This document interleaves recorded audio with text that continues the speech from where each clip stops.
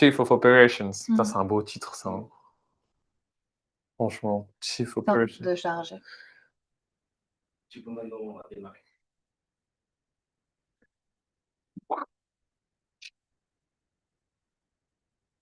This meeting is being recorded. Are we live? Hi, everyone. Oh, there's some transcriptors. We have the transcriptors coming up. We have people. Oh, hi. Nice to meet you, Nicola, Raul, Andres, Laura, Raul, Alberto, Laura. Zachary, Eduardo. Nice to meet you, everyone. Welcome. Great. Hello, everybody. Hey, Zachary. Hi in the chat. Sorry for the minutes. We were a little bit late trying to figure out how to present to you. How it works. Yeah. How technology works. Not going to talk about it today. Let's start. So, who are you?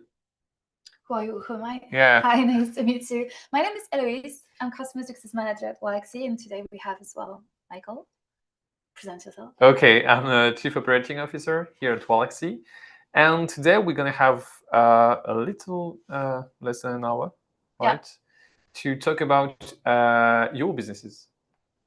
So what are we going to talk about? Yeah, so basically we have about 1,000 calls a year with our customers, talking about how their business work, how the strategy, what prospection they're doing on LinkedIn, how it works, how it doesn't, how to use Waalaxy, of course. And we want to use that experience and the knowledge that we gather to talk to you about it and dissect a little bit your own business. So what's going to happen is that we're going to ask you very nicely, but still we really want you to get involved, to answer some questions in the chat. We're going to give you a framework so you can give us some information on your business. And along the way, we're going to use some examples that you'll give us to explain how the fact that we sell on LinkedIn today.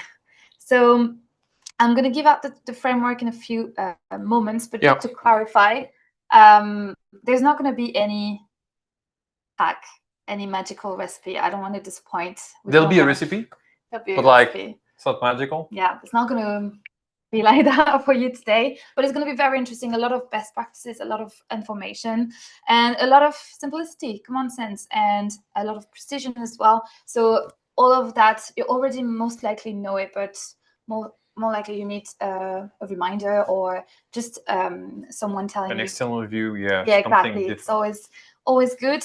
And to start off, I'm going to be joining in a chat, and I'm going to leave Michael for strategy, a little bit of another. So that's my big part. So as Héloïse said, we will ask you in the chat section to give us a few information about your business. We'll ask you like who you are targeting, so who's your client, what are you currently selling, no matter if it's a product or service, but we'll need your input on that, and how you're different from your competitors, from other solutions. Often we think about just like my direct competition, which is like someone else providing the same service or product that I do, but could also be like another product. I could like sell LinkedIn automation software. So I'm basically competing in the LinkedIn outreach landscape. My competition can also be like LinkedIn lead gen agencies.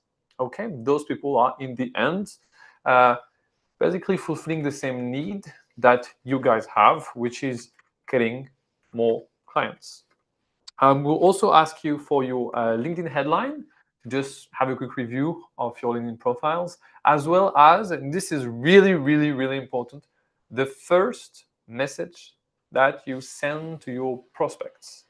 So we have like a lot of data to work around, and it's basically the goal of this session is I can go deep into strategy, but like it's strategy 101. So the goal is just to have the basics there. But then we can go like really deep into the copywriting world, how to find your prospects, how to niche, a lot of concepts. So we need your examples. We need your questions to basically be able to refocus a bit and provide practical answers to what you're struggling on currently. But like strategy 101, I'll still go into it. So strategy 101, basically, you have three things to know. which is the triangle of the strategy. Again, it's all about finding who, what, and how. If you can just display the big triangle. Yeah, sorry. And yeah, we can jump straight into the sentence that you need to complete, which is you need to be able to build one sentence out of that, which is you help who do what thanks to your method. This is the pillar of your LinkedIn strategy, but like even like of your business, you need to be able in one sentence to clearly state what you are doing for whom and why you're different from others. From that, we can basically draft your headline, your LinkedIn banner, your about section, your targeting, and how to find those people on LinkedIn or on Sales Navigator, because we often recommend people to use Sales Navigator because better filters. So better filters means, of course, better segmentation, so more results.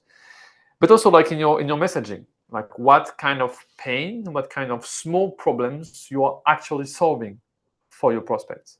And this is kind of the big thing, right?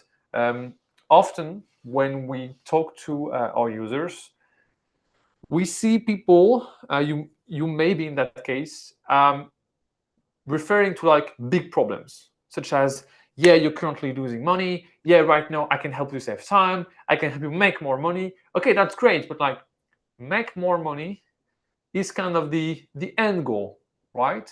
And in between what you're doing and more money, there are problems, and those are the problems that you need to focus on. Because you're not just like giving them money, you're actually solving something that is currently blocking them from making more money. And we need to know exactly what that is to be able to put words on it, to extract the pains, the daily pains that they suffer from it, to make sure that you can tell stories about it, use cases that you may have, and so to build your messaging strategy around that. So, yeah, I think something is not clear for. Yeah, no, we're not here to sell Waalaxy, Thomas. We're here to help you sell your business. Yeah. So the thing is, indeed, we need like who you're targeting through your service. What is actually the service in that case that you are doing, and what is the first message that you send to your prospects. So with all those elements, we'll be like really able to give you a proper review, especially the first message, because it helps us like understanding what kind of words you're using, like if they're fluff, what kind of call to action you're using. Are you just like asking for a meeting straight away, which is like not a good practice? So feel free, all the guys, just to go ahead in the chat so we can use that. Hardware assisted. So, well, I guess we're going to start with Thomas, right? Yeah. So you make hardware system for cybersecurity, segmentation, and isolation. Okay, interesting. No one else straight away?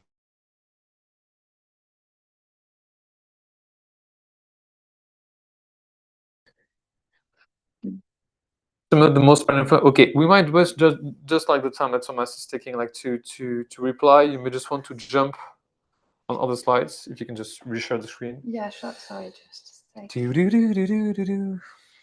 Okay, Nicholas, perfect.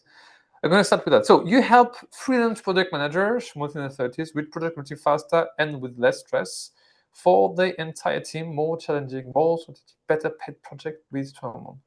Okay, so if I understand correctly, you are okay. When you say project objective faster, more strategic project, so are you referring to like a career boost?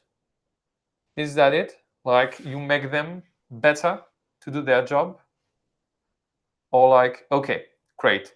So in what you're saying right now, because I wasn't understanding like why you were referring to the age there. So age is really important.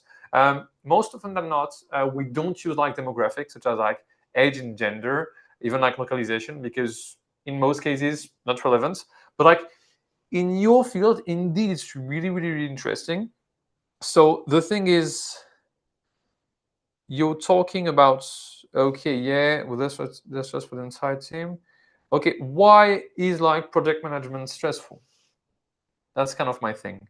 I'm like, Okay, so more challenging, more strategic, better paid. Okay, better paid, I can figure. I mean, it's easy. But like more challenging and more strategic, I'm not sure I can like really understand.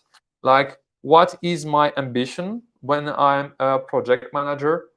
Like, is it getting big clients that I need kind of a track record to be able to get their contracts? Because they won't like give me a product straight away. So is this like, should I like build my track record and you can help me do that? How can I like, because I'm a freelancer, so it means that I'm going to change. I mean, my clients are always different companies, which means that how can I like use the referral that I get from my older project? Those are like all the small things that you may need to refer to me, like they do not know how to run a sponsor, non-delivering teams, difficult stakeholder. Okay, that's really, really interesting. So in that case, you are actually referring to, you might just want to skip the share screen. Yes, just a second. Just, you're there. Yeah, I know. I just trying to close it. I can't. Yeah, just on the red here. I think Okay. it's, yeah, Perfect. I think it's good. Yeah, sorry guys. Yeah, just some mistakes. So the thing here is like, you're talking about their big pain. Okay, I mean, pains even, handle sponsor, non-delivering teams, difficult stakeholders, and this is what I want to see in your messages, because those are actually daily pains and freelance product managers have to go over. So if you can like give us at least your first message, so I can see like a bit how it works. But like in that case, I think it's way more interesting, because right now you first of all you were talking about like kind of giving me vitamins. I'll help you grow, which is interesting, but like it's even better when you can provide what we call a painkiller service. In your case, this is what you have. Okay, you don't know like how to handle those difficult people. I mean, I assume it's like C-levels, so people with like maybe huge ego, who are used to like negotiate, who are used to like give harsh feedback. You will not be like prepared for that. So I can help you face that and basically make you in the end better at your job. But like this is what I can fix for you. So it's always like a framework to have in mind, no matter like what your business is am I selling vitamins? Like, yeah, you can grow, you can be better. Am I selling like actual painkillers? Like something is going right now bad, it hurts, I can help. And so you can fix from that. Just gonna switch. Andres, I offer executive education and different courses for internet manager, not online directors. Okay, but like, could you expand a bit more? Like, what kind of executive education? Like, what exactly do your customers want to achieve through that education? Like, are you addressing like first-time managers, first-time C-levels, first-time founders, and you know that they lack knowledge on specific topics? If that's the case, like which kind of topics exactly, and why is it like relevant for them? Why should they know about that? Like if I'm a first-time founder, maybe like I want to have some kind of crash course on finance, or like crash course on marketing, because like I'm from the tech industry or whatever, or like I'm a first-time manager because I work in startups, so I've been good at my job so far, but like they want to promote me as a manager and I have like no idea how to handle people. So those are kind of like really specific personas there, and you can really address the pain specifically, but we need to know like exactly from a daily pain perspective what to do there. I'm just missing the chat. So they are looking to improve. Yeah, I'm specialized in AI, international area, finance, digital, soft skills and logistics. They're looking for improve their career. Yes. Okay, Andres, but like they're looking to improve their career. I get that, but like, why right now? Because I assume like it's not them who are going to pay for the training, right? It's their companies. So if that's the case, like, why should a company pay just to like improve the career of someone else? Like, what's the benefit for the company? And so what is the actual pain that is caused by this kind of lack of knowledge that you can solve by putting money on that person? I want to invest in my mid managers because I know that they can give me something. Like they can do talent retention. Basically, if they know how to handle people, people will likely like stay engaged there. So it might be the thing, okay? But we need to basically link it to what we call the money problem, okay? Because just like helping someone grow, it's not a money problem. It's just like, again, vitamins.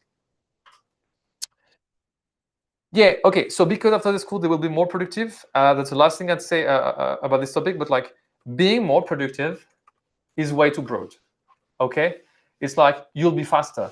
Great. But like what is right now the pain or the money that I lost from not being productive? What is the thing that is currently happening that we want to avoid in the company? Is it like way too many back and forth? Is it like, I don't know exactly what they want to achieve there? But this is the kind of stuff that we need to address. We have some issues with like the screen sharing, guys. so we might want just to avoid it. So Alberto, so Héloïse would just like be able to just read the answers and just give it to me. I'm gonna go straight to Alberto. So, Alberto, you've left some blanks. I love that. So, Alberto, you said you help companies who are struggling with their sales to find methods that can improve their sales numbers, different tools like talent. Training talent is always presented by discussing the sales and merchandise. Okay. Ella, I've noticed that in your company, you're in the process of searching commercial talent, or is it dedicated staff to find a specific talent? That can help you find talent. If you're interested in that. Okay. Okay, I like the first message. This is quite a good example, guys. Alberto's message. I think we can learn from it. In this message, what I feel really good, what I think is really good at least, is that you are pinpointing current intention. So there is some intent there. You're in the process of searching for something, and that's why I'm reaching out. And this is one of the main thing. We may see it like in other messages, but like the thing is why you are reaching out. Often you just say like, hi, first name, I'm doing blah blah blah. It may help.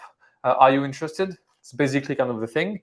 But like you're not stating why you are contacting that person.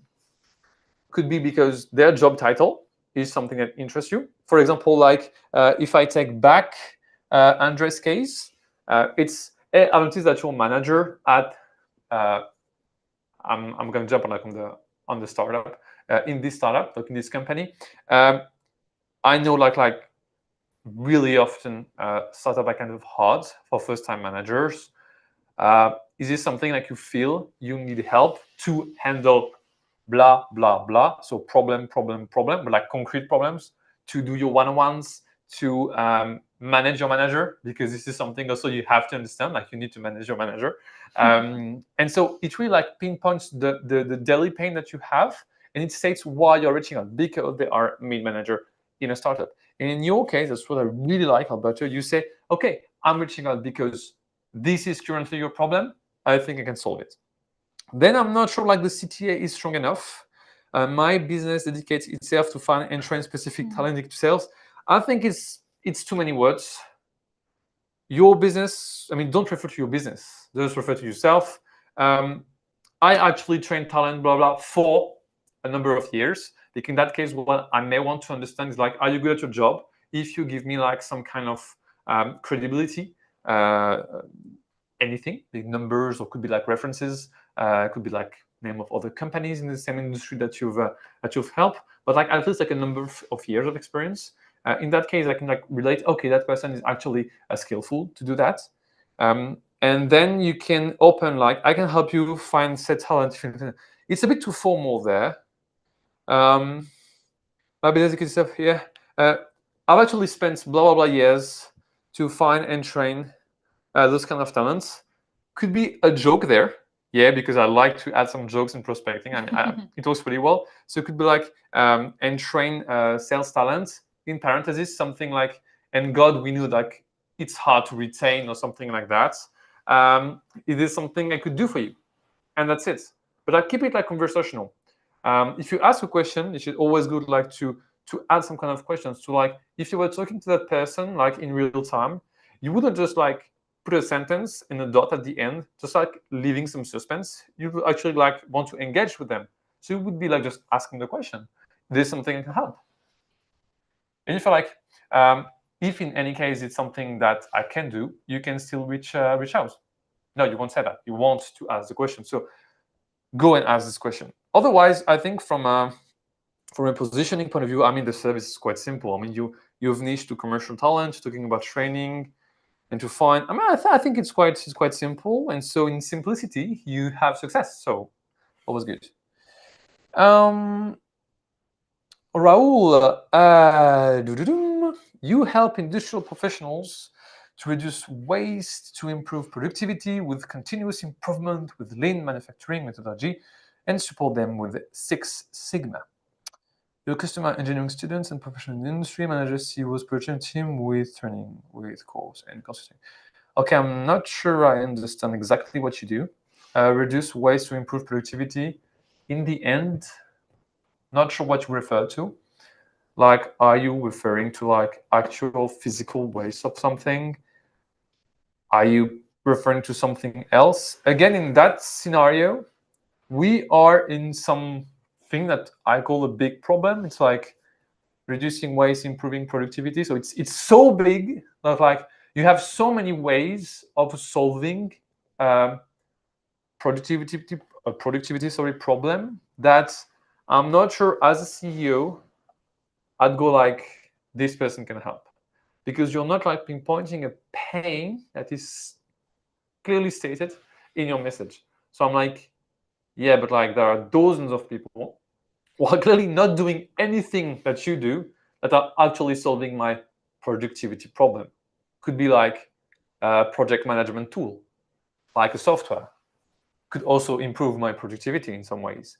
So you really like to focus a bit more on what the problem is. Given actually a little like. bit more precision on the Yeah. ways like reduce inventory, movement, reduce cost. Okay, so in that case, you need to talk about that. I mean, you're talking about physical stuff. So you're talking about reducing cash that is being held in inventories, right? So you're basically helping finance in a way, movement, reduce cost. Okay, those are the words that you need to use there and to really be precise about what you're currently doing. Because productivity is the ultimate end goal, but right now we're something way more concrete. Okay, let's try to be pragmatic there, like what those people are actually saying. And so in that case, reducing inventory, reducing movements is not something I assume CEOs are concerned with. They are concerned with like the savings that it will bring, but like the problem in itself is something more like for the operation team. Could be like, so as you said, like the production team, I assume. So maybe the production manager. So the CEO is like not really relevant there. They doesn't have the problem. They don't have, sorry, the problem. So you may want just to niche down a bit, find only the project manager and say, okay, right now your team is liking of this skill, this skill, this skill, and you may see it because, and you can put here a situation, such as because last quarter, you've noticed that half of the stock were still in inventory. So you've produced more than what the sales, yeah, I mean, you produce, yeah, well, you get my point. Sorry, guys. In that case, you want to really talk about them, about this kind of problem. The CEO is not your target there. At the end, they are the ones who will be signing the check. That's true. But like right now, those are the product managers who understand that from an operational standpoint, all the people working in the field and taking those small decisions, which in the end will pile up to like a bad situation that you can handle, are the ones who are concerned with training their people.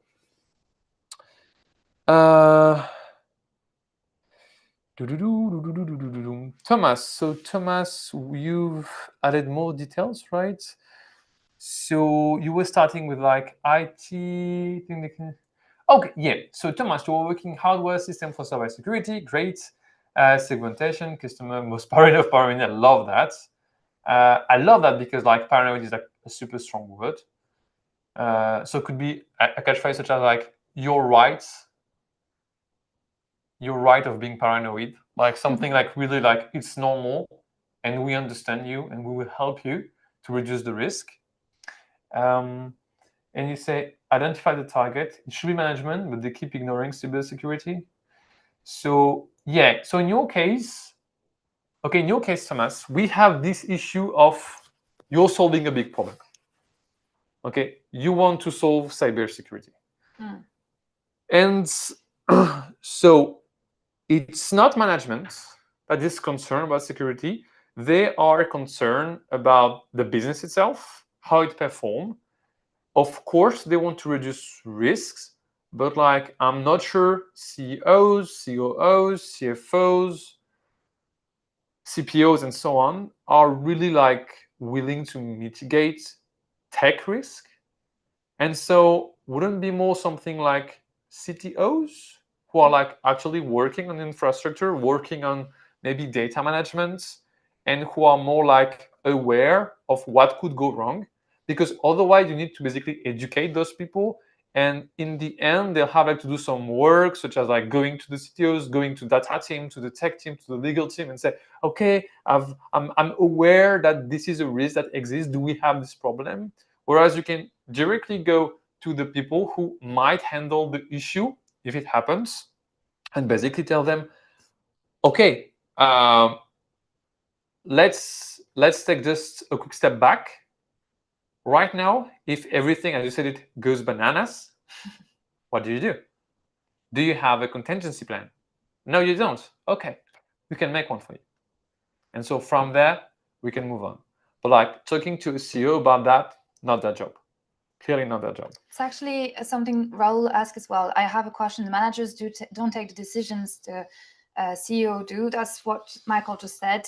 They don't feel the pain. So ultimately, they might be the one signing the for the money at the end, but you won't convince them, and you won't make them feel the pain first. So you need to go for the person that feels the pain, and then they will escalate the issue to the CEO and involve the CEO afterwards. I mean, we have twice the question here.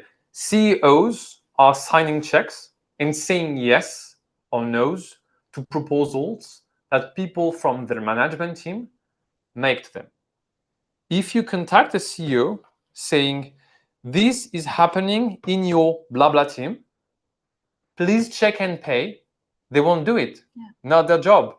They won't go like and investigate in their company trying to see if they have a problem, because you're basically asking them, I think something is going wrong, you should check, and maybe when you have the answer you can come back to me.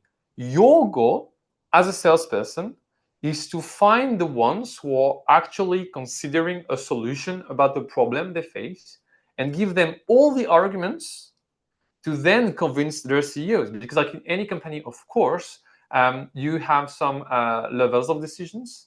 And again, we are a lot talking about CEOs, but like in mid-sized company, it's more like the CFO who is in the end allocating budgets. And again, it's a battle between like C-level people, but like CEO, not his job. His job is like protecting the company overall, protecting shareholders' interests. But like they're not concerned like with like really operational stuff. What you need is to build kind of product advocates. I mean, your product or your service advocates, and those are the ones who feel the pain. Let's take an example. If I manage like a support team, and you are pitching me like something like, hey, I think like right now your agents are taking well longer than they should to investigate issues because they are asking users and troubleshooting their cases. So they're asking a lot of questions. We've made a product which allows in one click to ask for a screen recording and get all the browser data from the customer without them having to do like anything except just like showing you the issue they face. I'm like, okay, it speaks to me because I can see my agents working on the support, on the chat. I can see like how many hours they spend like just troubleshooting, trying to have data. I can see all the back and forth that I have to make with like the tech team because they don't understand, they don't have like all the information they need. If you ask my CEO about like, hey, no, I mean, it's not the scope, but like it's my job in the end to say, okay, I want that. If I have to ask for a payment on that, so to ask for permission, I'll try to convince my CEO. But like if you go and talk to my CEO about that, it'll be like, not my scope. I mean, you're just talking about me about something I don't know, because that's not my area. I have managers to handle that. So those are the people that you need to convince.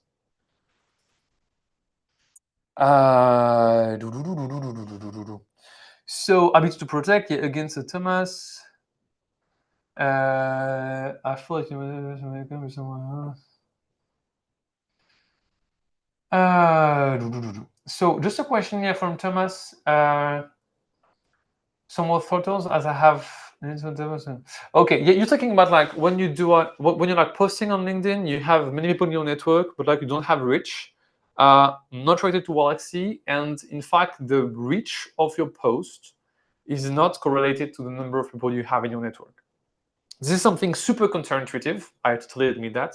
But like we've run so many tests with like accounts with like 0 people in the network, just posting, and get like hundreds of thousands of views.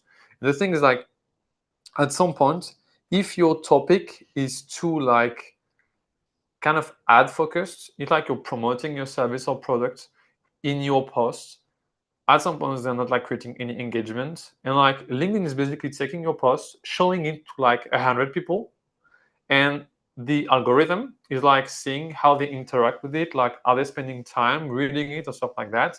If they do, well, in that case, it will basically try to spread the post even more. But like if they don't, well, there is nothing there, and basically you have like less than 500 impressions on LinkedIn. So it's not correlated to the size of the network, but just like really on the quality and topics that you're addressing in the post. And what we recommend is always bring value to those posts. Okay, give people advices, give them tips, work on your hook, because the hook is like the most important part of a post. And in our case, we also, I mean, we've developed Kawak, Kawak, which is a software. Maybe you can just send them the landing page, which allows you to like manage all your LinkedIn content strategy, and help you like to basically create those posts, write, create pictures of you or your brand, doesn't matter, but like to really be able to create in the end some kind of inbound strategy, because creating content is really, really, really interesting over the long term. Nicholas, you are telling me both answers don't seem to work well after both Thunder Sales Activation. It was a use, freelance, and project manager, not senior. Okay, so in that case, what you want to do there, Nicholas, is really use Sales Navigator, way easier. Yeah. You want to, so freelance is a status. So in Sales Navigator, you can use the company size, which is like basically self-employed, which means freelance in the end. Or like they have a small agency. In that case, you might want to also target like 1 and 10 employees companies. Then you can hit the title, which is project manager. And then you can like in their job title also exclude senior. And it works way better than the search bar, because when you're using the search bar on LinkedIn or on Sales Navigator, it will basically look on all their profile, and it brings like so many bad results. So you really need to focus on using the job title filter and use those. And then like in all the results that you have in the end, you might want to check like, okay, project manager, I can see like a finance project manager or blah, blah, blah. Maybe you want to exclude some other keywords to really make sure that you are narrowing down. Thomas, I was in long form, high quality series in an article, but it has some problems. Yeah, the thing is, again, on LinkedIn, content is key, but like the form of the content itself, like copywriting, how it appeals to the audience is also very important. Like, do you create engagement through your words? You may want like, if you spend some time and money on it, at some point you want to at least try a tool to help you, or like hire someone like specialized into the LinkedIn outreach. We also do that like with Kawak, to just have a look of what's happening, because sometimes we're convinced that we're bringing value to the network, but like it's not really in a way that LinkedIn users are consuming it. So yeah, need to basically check what's happening there.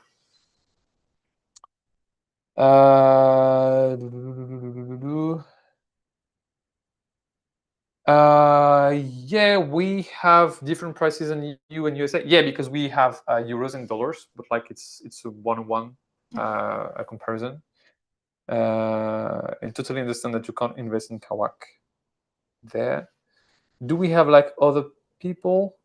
I did not see like any other messages. Can you guys send us like the first messages that you're using? Yeah, some people Because shared. Yeah, I only see like I feel like Alberto would like a really good message.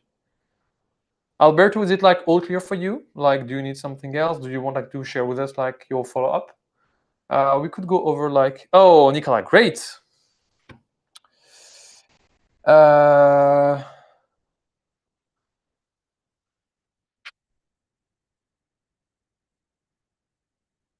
Okay. So can we increase? Okay, so you're basically targeting project management practitioner. What do you expect from that message? Like, what kind of replies do you want? Because if I understand correctly, you want to train them. So it feels you don't want to sell the product. In your message, is trying to start a conversation. Yeah, you basically position yourself as, hey, we are alike, and maybe we can share some best practices together. So you're kind of looking to network. This is the prime intention that I get from that message. Whereas in reality, that's not what you're doing. In reality, what you want to do is sell them something. And in that case, it creates what we call a reactance effect, which is like, I'll feel that you're not going honest with me. You have some hidden intentions. And on LinkedIn, it's often the case because, yeah, I don't want to pitch. Yeah, but like, you are here to solve a problem that they face, and you need to be clear about that. And being clear is, as we said, like, often project managers such as yourself encounter this problem. And because you may have like content, you can also send them free stuff. Like if you've ever like had a rough one-on-one with one of your coworkers, we wrote like a complete guide. Would be happy to like have your feedback, or if you want like us to talk about how we can help, feel free to reply. And so you are basically, again, clearly stating that you have something to sell, that you can help to solve the problems. And if you want to nurture your network because you don't feel like it's a pain for them strong enough right now to act and take the decision to hire you, in that case, you can send them also some free content, but you need to be clear about why you are sending this free stuff.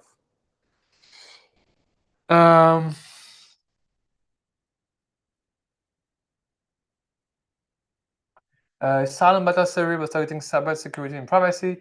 Not sexy enough, probably. My goal was to provide a newsletter article, a goodwill cybersecurity and privacy. I mean, what you are saying kind of speaks to me. I mean, it's interesting. Like,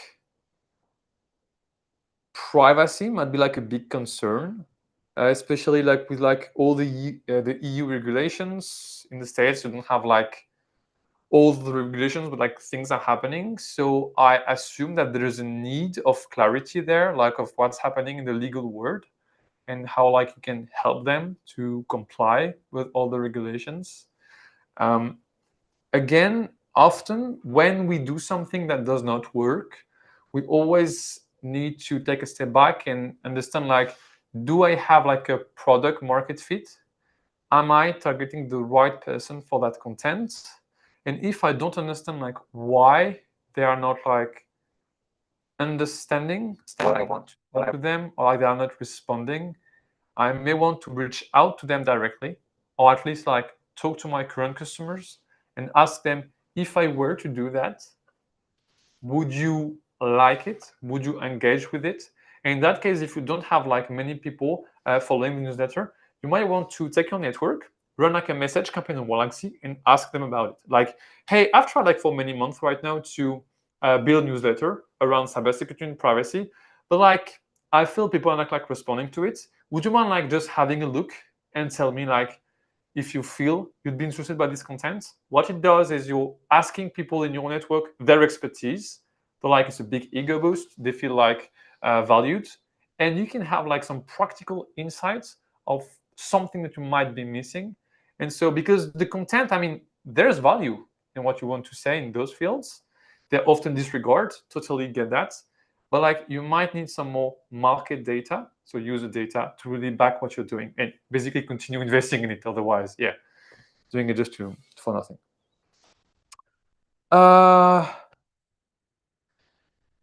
Andres, okay, so Andres, bye in that case. Do you have guys any other questions?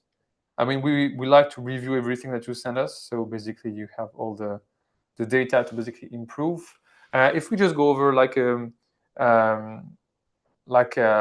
classic sequence on Waalaxy that you need to use, would be something like send first a connection request, then a first message, which is basically when you introduce yourself, then a follow-up one, and then what we call the breakup message. So basically 3 touch points. First, a connection request, then 3 messages.